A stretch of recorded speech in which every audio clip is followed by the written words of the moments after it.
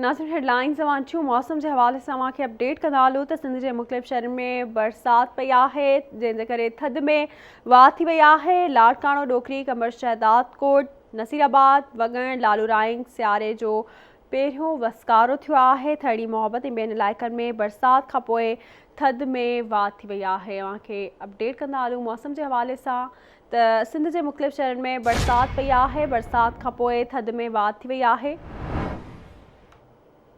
इन हवाले से राब्तो किया है लाड़काने में आवाज़ टीवी के रिपोर्टर रशीद समोसा। जी रशीद, इन वक्त लाड़काने की मौसम कीअं आहे?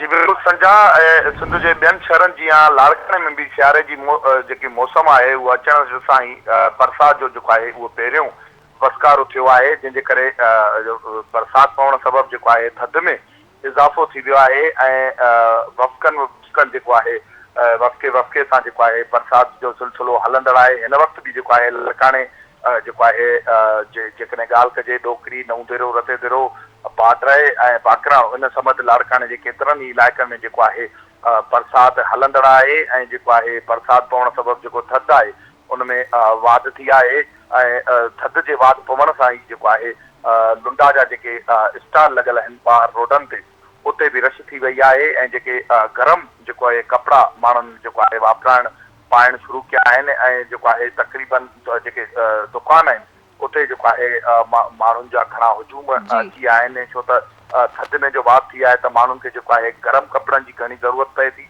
इन जे करे जेको आहे माण्हुनि जेको आहे बाज़ारनि जो रुख कयो आहे ऐं जेके तक़रीबन जेके ग़रीब मिस्किन माण्हू आहिनि उहे वरी जेको आहे जेके लुंडा बाज़ार में जेके आहे गरम कपिड़ा मौजूद आहिनि या उन्हनि जा स्टॉल लॻल आहिनि उते माण्हू भी उते वॾे तादाद में मौजूद आहिनि ऐं जेको आहे बरसात जो जेको सिलसिलो आहे उहो लाड़काने में हिन वक़्तु भी हलंदड़ आहे ऐं जेको लाड़काने जी जेके म्यूनिसिपल कॉर्पोरेशन जी जेकॾहिं ॻाल्हि कजे त एडमिनिस्ट्रेशन तरफ़ां को भी हिन वक़्तु ताईं जेको आहे सियारे जे बरसात जे हवाले सां को जेको आहे को निज़ाम जेको आहे बहितर करण लाइ हिन वक़्तु ताईं जेको सफ़ाईअ जो अमलो हुजे या पाणी निकाल करण लाइ जेको अमलो हुजे म्यूनिसिपल कॉर्पोरेशन जो उहो किथे बि असांखे नज़र कोन पियो अचे ऐं लाड़काने में जेको आहे जेको बरसात आहे या ॿुधाई त इहो बि वञे त हिन ई हफ़्ते ताईं इहो वफ़के सां जारी रहंदी, पर म्यूनिसिपल कॉर्पोरेशन जो असांखे जेको अमलो आहे सफ़ाईअ वारो हुजे या पाणी निकाल करण वारो हुजे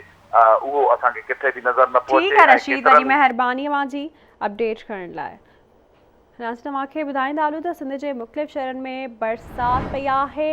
हिन वक़्तु बि बरसात जो सिलसिलो जारी आहे। थधि में वाध थी वई आहे। लाड़काणो, डोकरी, कंबर शहदाद कोट, नसीराबाद, वगण, लालूराइंग ऐं ॿियनि इलाइक़नि में सियारे जो पहिरियों वसकारो थियो आहे। माण्हुनि गरम कपिड़ा ख़रीद करण लाइ बाज़ारुनि जो रुख कयो आहे। थड़ी मोहब्बत ऐं ॿियनि इलाइक़नि में बरसात खां पोइ थधि में वाध थी वई आहे। इन हवाले से राब्तो किया डोकरी में आवाज़ टीवी के रिपोर्टर यासिर मंगी सां। जी यासिर। जी बिल्कुल, सियारे जो जेको आहे पहिरियों वसकारो डोकरीअ जे इलाइक़े में पियो आहे ऐं डोकरी शहर समेत डोकरीअ जेके भर पासे जा इलाइक़ा आहिनि जंहिंमें मोहे दड़ो, मांडियूं, ॻुझड़, बगी, बिंदी ऐं ॿिया इलाइक़ा जेके आहिनि उते जेको हल्की बरसात थी आहे। हल्की बरसात सबबि जेको सीअ में तमामु घणो वाधारो अची वियो आहे ऐं सीअ खां बचाव जा जेके गरम कपिड़ा आहिनि उन्हनि जे खपत में पिणु वाधारो आयो आहे ऐं उन खां अलावा जेको आहे पंहिंजो हीउ जेको वसकारो आहे उहो सुबुह जो तक़रीबन 11 खां शुरू थियो, जेको हिन वक़्तु ताईं हल्की हल्की बूंदाबांदी जेका जारी आहे। जी ठीक है, वॾी महिरबानी जी मौसम बाबत अपडेट करण लाइ। जी नाज़रीन, तव्हांखे ॿुधाए रहिया आहियूं मौसम के हवाले सां त सिंध जे मुख़्तलिफ़ शहरनि में बरसात पई आहे जंहिंजे करे थधि में भी वाध थी वई आहे। लाड़काणो, डोकरी, कंबर शहदाद कोट, नसीराबाद, वगण, लालूराइंग ऐं ॿियनि इलाइक़नि में सियारे जो पहिरियों वसकारो थियो आहे। थड़ी मोहब्बत ऐं ॿियनि इलाइक़नि में बरसात खां पोइ थधि में वाध थी वई आहे ऐं मौसम खुशगवार थी वई आहे।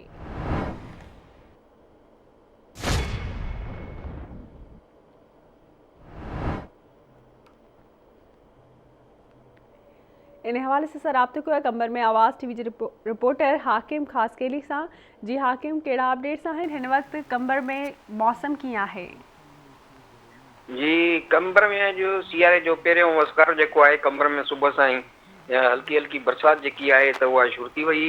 हिन वक़्तु बि जेकी आहे त उहा बरसाति जेकी आहे उहा जारी आहे ऐं थधि में जेको आहे त उहो इज़ाफ़ो अची वियो आहे। माण्हू जेके आहिनि त उहे पंहिंजे घरनि ऐं दुकाननि जे अंदरि जेके आहिनि महदूद थी विया आहिनि। हिन वक़्तु बि जेकी आहे बरसाति हले थी ऐं थधि में जेको आहे तमामु घणो इज़ाफ़ो अची वियो आहे।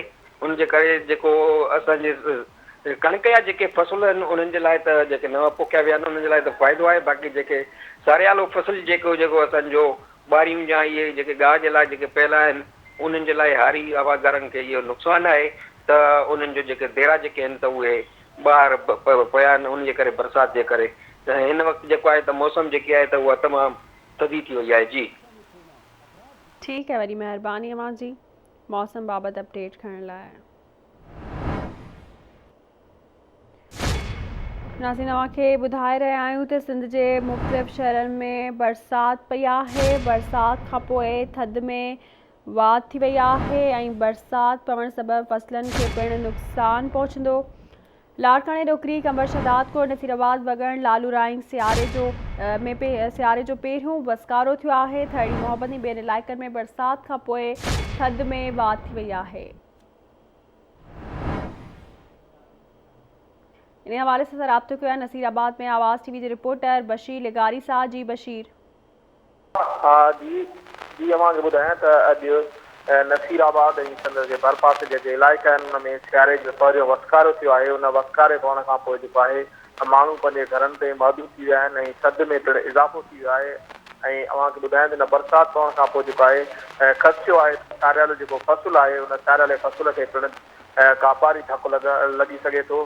छो त पहिरियां ई हिकु इन साल जेको आहे सियारे फ़सुल में जेको आहे बीमारियुनि जे करे उन में फ़सुलु बहितर न थियो आहे। इन करे जेकॾहिं बरसाति अञा वधीक पई त थी सघे थो हिन साल जेको आहे आबादगारनि खे किरोड़नि रुपयनि जी जेको आहे सारियल फ़सुल मां हिकु नुक़सानु थी सघे थो। जी ठीक है, वरी महिरबानी अव्हां जी अपडेट करण लाइ।